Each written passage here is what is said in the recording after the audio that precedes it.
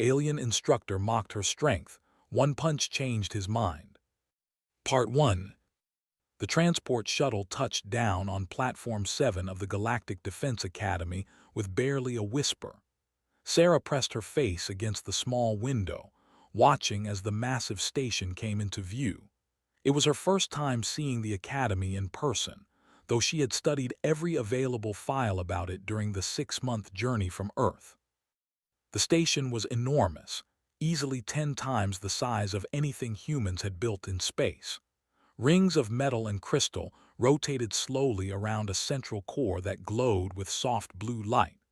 Docking bays lined the outer rings like windows in a skyscraper, and ships from a dozen different worlds came and went in a carefully choreographed dance. Sarah took a deep breath and grabbed her gear bag. This was it. The moment Earth had been waiting for since first contact 3 years ago. She was the first human to attend the Galactic Defense Academy, and the weight of that responsibility sat heavy on her shoulders. The airlock hissed open, and she stepped into a corridor that made her feel like a child. Everything was built to accommodate species much larger than humans. The ceiling stretched at least 15 feet overhead, and the doorways could have fit 3 of her standing side by side. Other recruits moved through the halls, and Sarah had to resist the urge to stare. There were beings covered in thick fur, beings that looked like walking crystals, beings with too many limbs or eyes or both.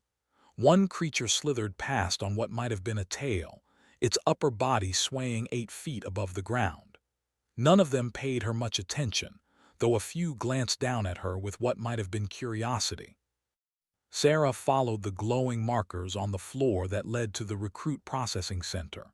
The markers adjusted their language as she approached, shifting from alien scripts to English. At least the station's AI was paying attention. The processing center was chaos. Dozens of recruits from different worlds filled the massive room, each one checking in at stations operated by bored-looking officials. Sarah found her designated station and stood in line behind a recruit who had to be at least 9 feet tall and was built like a brick wall covered in green scales. When her turn came, the official barely looked up from his screen. He was a thin, skinned being with large, dark eyes and delicate fingers that moved across his console with practiced speed. "Name and world of origin," he said in a flat monotone. "Lieutenant Sarah, Earth." The official's fingers paused for just a moment, then resumed their work. "Ah yes, the human, you've caused quite a stir, first of your kind to attend the academy." He glanced at her, his large eyes blinking slowly. "You seem rather small." Sarah had heard variations of that observation roughly 1,000 times since leaving Earth. She simply smiled. "I meet all the physical requirements listed in the Academy Charter." "Technically, yes." The official pressed something on his console and a small device emerged from a slot. "This is your identification chip. Keep it with you at all times. Dormitory assignments are sent to your personal device. Training begins at 6th hour tomorrow. Don't be late. Instructor has a particular dislike for tardiness." Sarah took the chip and clipped it to her uniform. "Understood, thank you." As she left the processing center, Sarah pulled up the dormitory assignment on her wrist device. The map showed a route through 3 different sections of the station, each one color-coded for different gravity zones. Her dormitory was in a section marked as standard galactic gravity, which was roughly 20% higher than Earth normal. It would be uncomfortable, but she had trained for it. The walk took nearly 30 minutes, and by the time she reached her assigned quarters, her legs were already feeling the extra weight. The door slid open to reveal a room clearly designed for multiple species. There were 3 sleeping platforms at different heights, each one adjustable for size and shape. Storage lockers lined one wall, and a small common area held furniture that looked more like abstract art than chairs. 2 of her roommates were already there. One was a being covered entirely in white fur with 6 limbs, and a face that reminded Sarah of a fox. The other was smaller than Sarah, with iridescent scales and wings folded against its back. Both of them stopped talking and stared when Sarah entered. The furred being spoke first, its translator rendering the words in a high musical tone. "You're the human."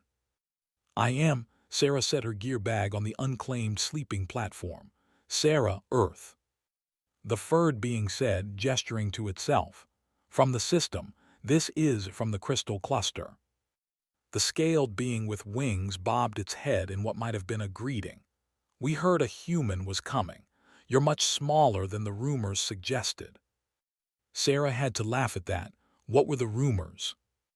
"That humans were 3 meters tall and could tear steel with their bare hands," said, its scales shifting through different colors as it spoke. Obviously, the rumors were exaggerated. "Obviously," Sarah agreed, unpacking her gear. She didn't bother mentioning that while the height was wrong, the part about steel wasn't entirely inaccurate. Humans couldn't tear it with their bare hands, but given the right tools and leverage, they came pretty close. She had seen her old commander bend a steel bar during a training demonstration once. The three of them settled into an uneasy coexistence that evening. Was friendly enough, asking questions about Earth and human culture with genuine curiosity. Was more reserved, watching Sarah with large, intelligent eyes that seemed to calculate and assess everything. Sarah slept poorly that first night.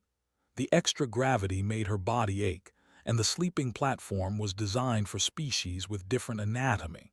She finally gave up at what her device told her was 5th hour and decided to start getting ready for training. By the time 6th hour arrived, Sarah had found her way to Training Hall 7. The room was massive, easily large enough to hold a football field. The floor was made of some kind of springy material that gave slightly under her boots. Various pieces of equipment lined the walls, most of which Sarah couldn't identify. Other recruits filtered in, talking amongst themselves in a dozen different languages. The station's translation system worked overtime, creating a low hum of background noise as it converted everything to each individual's native tongue. Sarah found a spot near the middle of the room and began her stretching routine. Around her, other recruits did the same, each one following the warm-up protocols of their own world. At precisely 6th hour, the main doors opened and Instructor entered the training hall.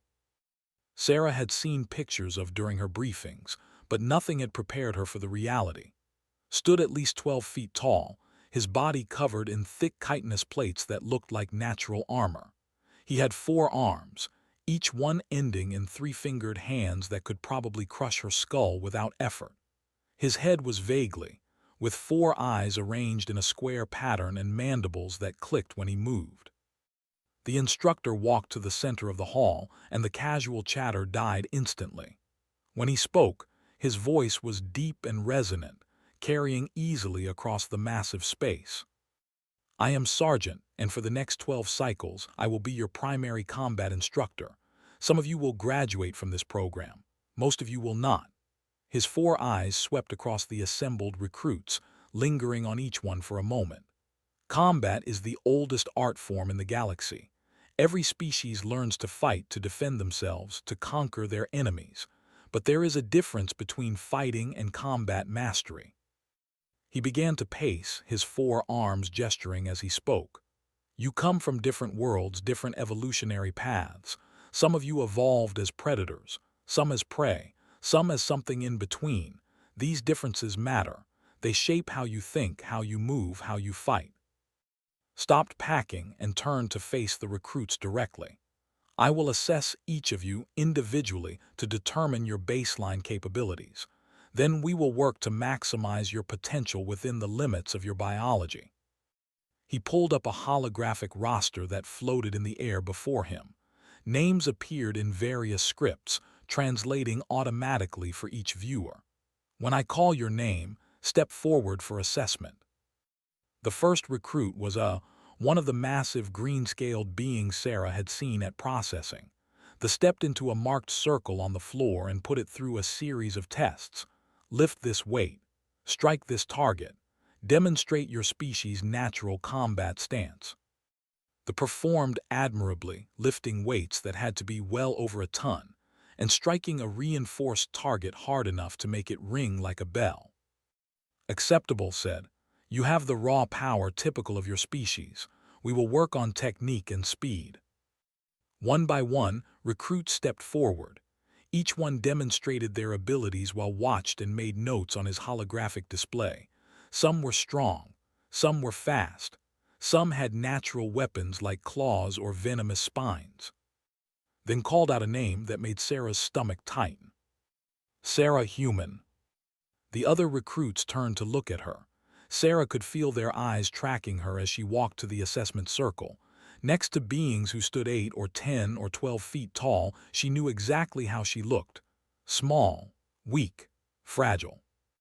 Looked down at her, his mandibles clicking in a way that his translator rendered as mild amusement. So, the human, Earth's great contribution to the Galactic Defense Force. Sarah stood at attention, her military training taking over. Yes, Sergeant. Tell me, human, what is the gravity on your world? Point 0.8 standard, Sergeant. Point 0.8. His mandibles clicked again, faster this time. My world has 2.3 standard gravity. I was born in an environment almost 3 times as harsh as yours. I grew up fighting predators that would consider your entire species a light snack. Sarah said nothing. There was nothing to say to that.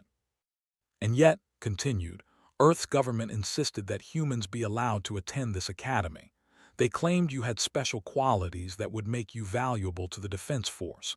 They cited your world's military history, your species' adaptability.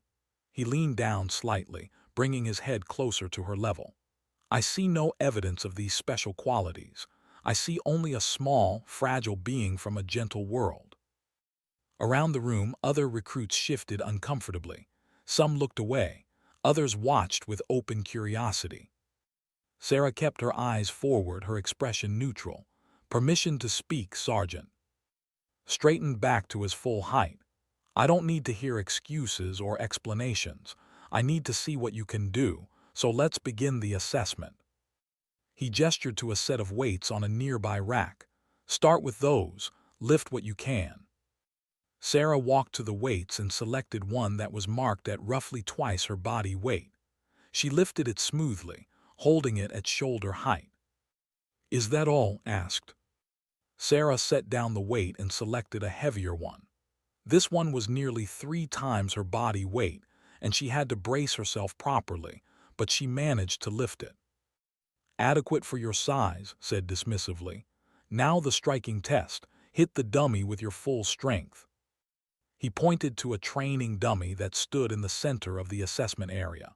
It was a reinforced target designed to measure impact force, built to withstand strikes from species far stronger than humans. Sarah approached the dummy and took her stance. Years of training guided her body into position automatically, feet shoulder-width apart, weight balanced, hands up. Whenever you're ready, said, show us what human strength looks like. Behind her, Sarah heard one of the recruits whisper something to another. She caught the translation. This should be amusing. Sarah looked at the dummy, then back at the dummy. She thought about Earth, about the millions of humans watching her through the data streams, waiting to see if their faith in her was justified. She thought about every person who had ever looked at her and seen only her size, never her strength. She thought about the chip on her shoulder that had driven her to excel in every physical test, every combat scenario, every challenge that had come her way since she was old enough to understand that people would underestimate her. Sarah took a breath, centered herself, and threw the punch. Part 2. The sound came first. A sharp, explosive crack that echoed through the entire training hall like a gunshot. Then came the secondary sounds. The shriek of metal tearing, the crash of the dummy's base ripping free from its floor bolts, the tumbling chaos of a multi-ton object sailing through the air. The training dummy hit the far wall with enough force to crater the reinforced plating. Pieces of its internal structure scattered across the floor, and its sensor core sparked and died with a pathetic electronic wheeze. Complete silence followed. Sarah stood in her follow-through position, fists still extended, arms still locked. She held the pose for 3 seconds before slowly pulling back and shaking out her hand. The knuckles were red but not bleeding. She had pulled the punch at the last possible moment, or the damage would have been worse. She turned to face Instructor. The stood frozen, all 4 of his eyes wide and unblinking. His mandibles had stopped clicking. His 4 arms hung motionless at his sides. For a being who had trained warriors for decades, he looked utterly lost. "Did I?" Sarah began, then paused. "Did I do something wrong, Sergeant?" His mandibles clicked once, then stopped, then clicked again. His translator seemed to be struggling. The dummy is rated for." He couldn't finish a sentence. Around the training hall, the other recruits stared. Some had their mouths hanging open, or whatever equivalent their species had for shock. The who had tested before Sarah looked from her to the crater in the wall and back again, its green scales paling to a sickly yellow color. Sarah's roommate made a high-pitched sound that the translator didn't even attempt to render. Finally seemed to recover some of his composure. He walked over to the destroyed dummy, his movements stiff and mechanical. He examined the crater in the wall, then the scattered pieces on the floor. He picked up a bent section of the dummy's frame and tested its weight in one of his massive hands. "This is reinforced," he said quietly, "rated to withstand impacts from Class 4 species. They hit it at full strength and it registered the force without damage." He looked at Sarah, his 4 eyes moving independently as they tried to focus on her from different angles. "You are classified as a Class 1 species. Low-gravity world. No natural weapons. No enhanced durability. You should not be able to do this." Sarah shrugged, trying to ignore the way her shoulder protested the movement. She had definitely pulled something with that punch. "With respect, Sergeant, your classification system might be missing some important details." "Explain." It wasn't a request. Sarah walked over to where the dummy's base had torn free from the floor. The bolts were sheared clean through, and stress fractures radiated outward from the impact point. She crouched down to examine them, very aware that every being in the room was watching her. "The classification system looks at raw strength, right? How much we can lift, how much we can carry, how much force we can sustain over time." She stood up and faced. "By those measurements, humans are weak. I can't carry what it can carry. I can't lift what you can lift. In a test of sustained strength, I lose every time." "Then how did you do this?" Gestured at the destruction. "Because sustained strength isn't the only kind of strength that matters," Sarah said. "What's your impact velocity rating, Sergeant? How fast can you throw a punch?" His mandibles clicked slowly. "I don't understand the question." "How fast do your arms move when you strike? Meters per second." The instructor accessed his personal data display, pulling up his own combat statistics. "My recorded maximum strike velocity is 7.2 meters per second." "Mine is 12, Sarah said. "On a good day with proper warm-up I can hit 13. Silence again. Then one of the recruits, a tall being with crystalline skin, spoke up. "That's impossible. Your musculature is too small to generate that kind of acceleration." "That's what everyone thinks," Sarah said. "They look at human muscles and see that we're smaller, lighter, less dense than most species. And that's true, but what they miss is efficiency." She walked to the center of the assessment circle, and the other recruits instinctively gave her space. "May I demonstrate, Sergeant?" Nodded mutely. Sarah fell into a basic fighting stance. "Human muscles are built differently than most species. We have 2 types of muscle fibers, slow twitch and fast twitch. Slow twitch is for endurance, for sustained effort over long periods. Fast twitch is for explosive power, for maximum force in minimum time." She threw a slow-motion punch, letting everyone see the mechanics. Most species have a balance of both fiber types, leaning toward whichever one their environment favored. But humans, we evolved as persistence hunters on Earth. We tracked prey over long distances, running them to exhaustion. That required endurance, so we developed incredible slow-twitch capacity.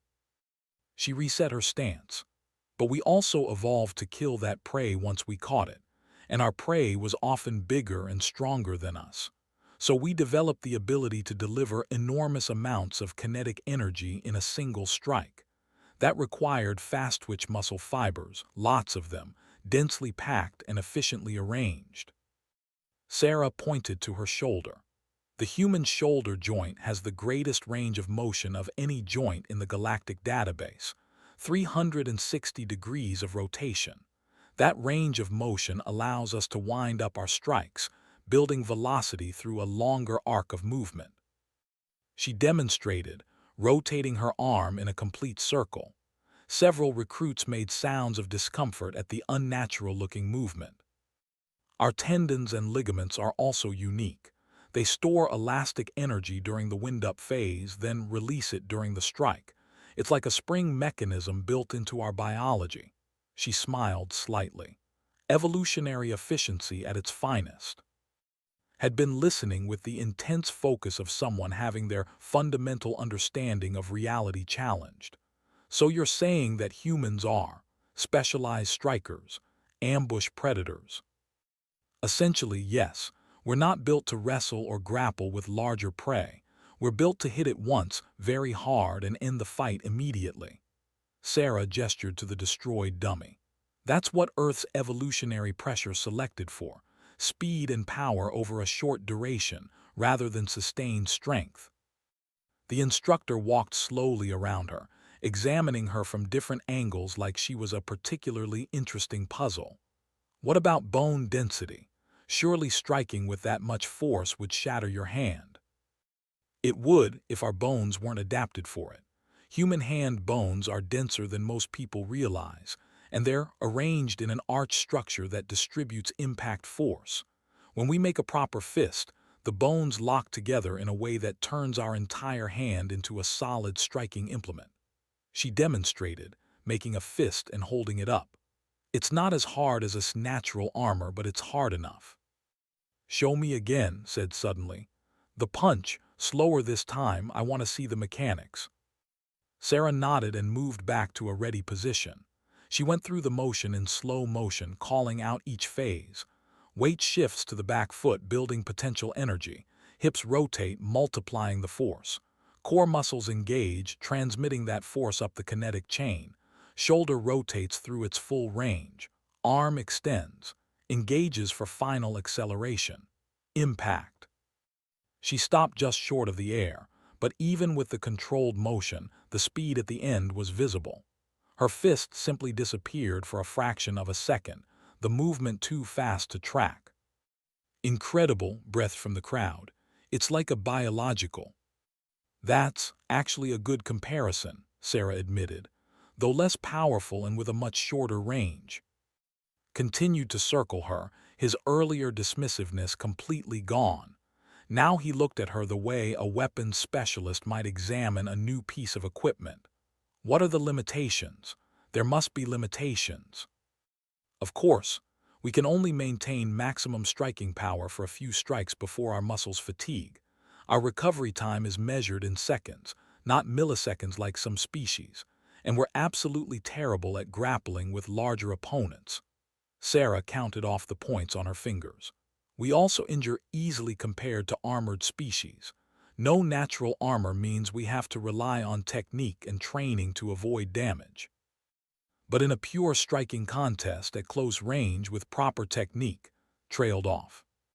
"We punch well above our weight class," Sarah finished, literally. The instructor was quiet for a long moment, his mandibles clicking in a complex pattern that the translator gave up trying to interpret. Finally, he turned to address the entire group of recruits. "Today I have learned something. I assumed I understood the capabilities of every species in the galaxy. I studied their biology, their evolutionary history, their combat records. I believed I could assess any warrior at a glance." He looked at Sarah. "I was wrong." He walked to the center of the hall, his posture straightening into something formal and respectful. The human species comes from a low-gravity world. By traditional measures, they should be one of the weakest combat species in the galaxy. But traditional measures do not account for evolutionary specialization. They do not account for efficiency over raw power.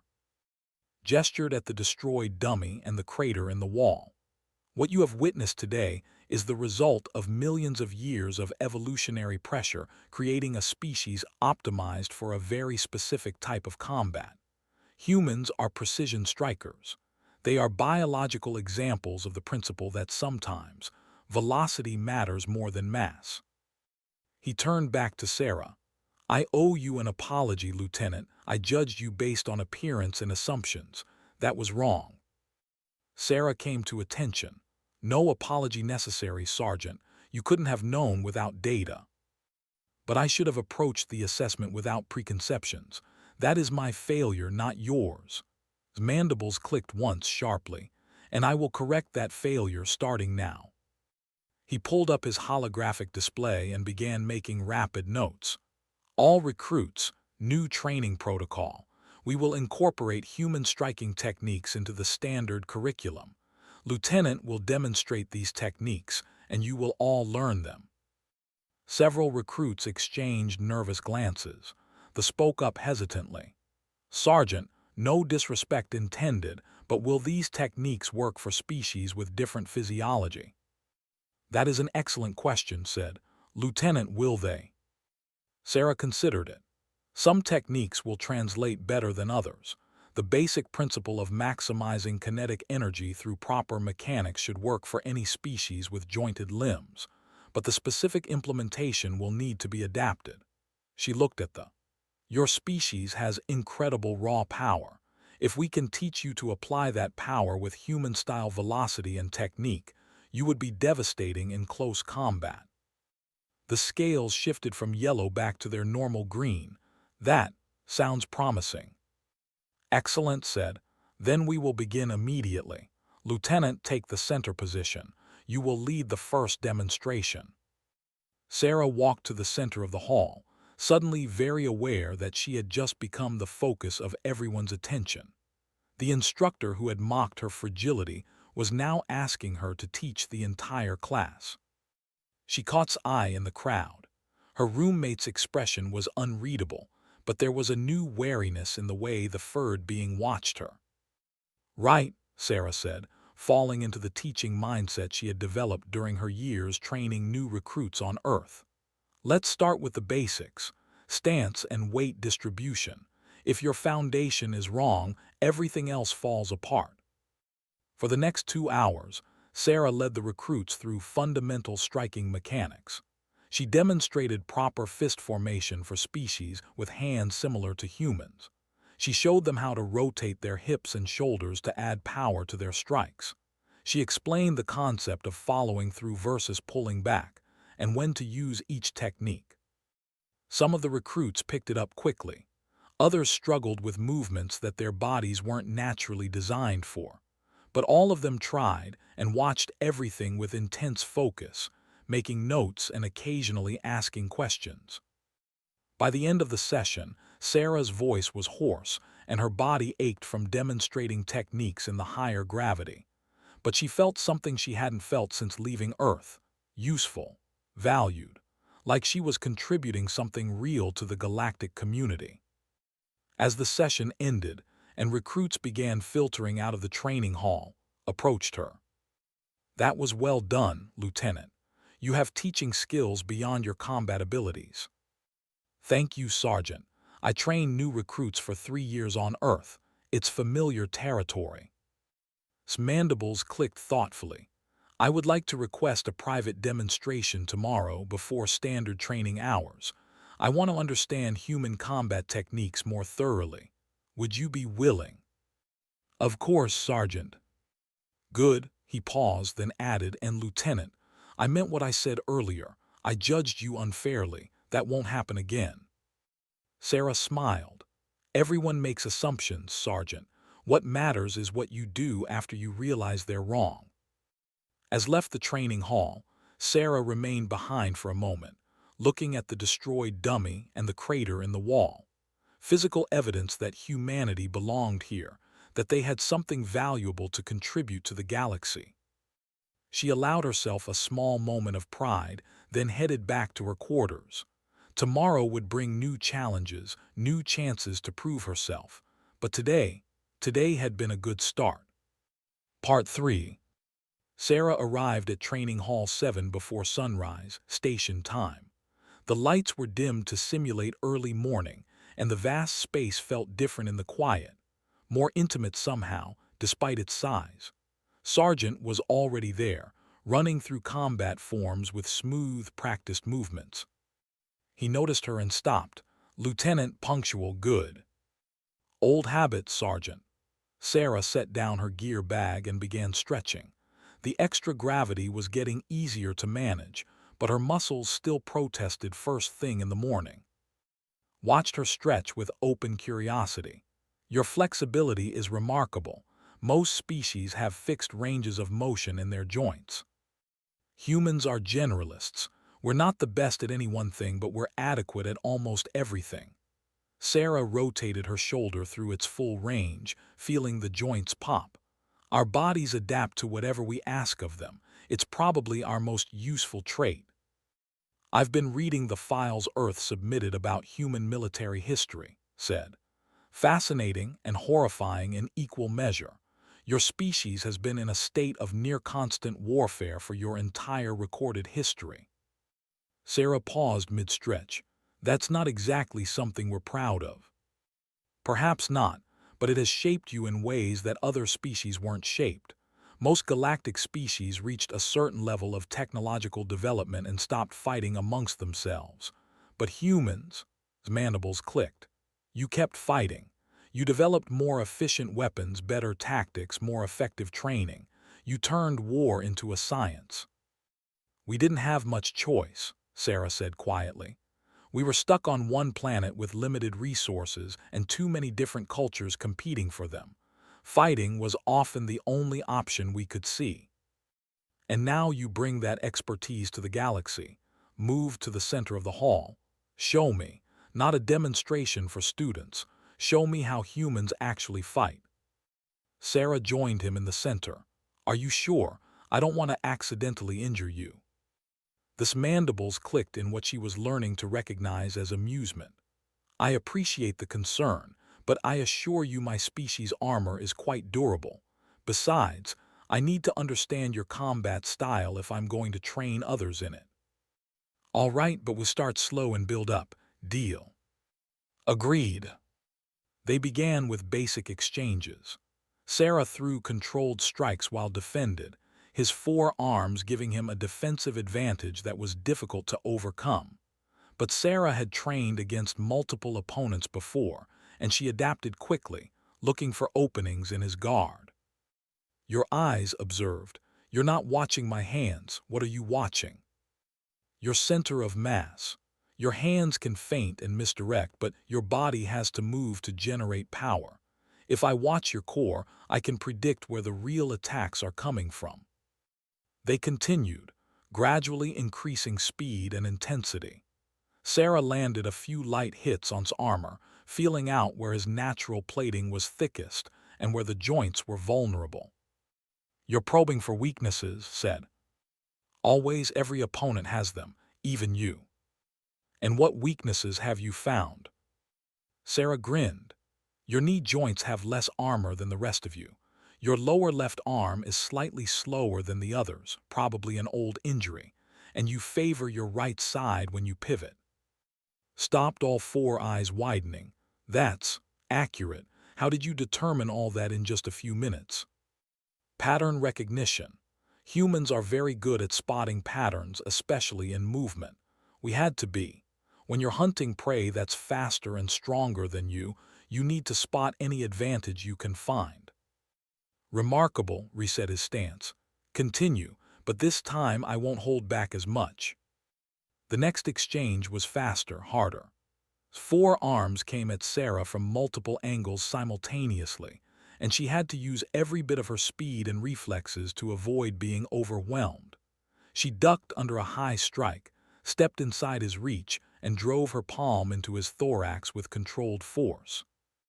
They made a sound like air being forced from a bellows, and stumbled back a step.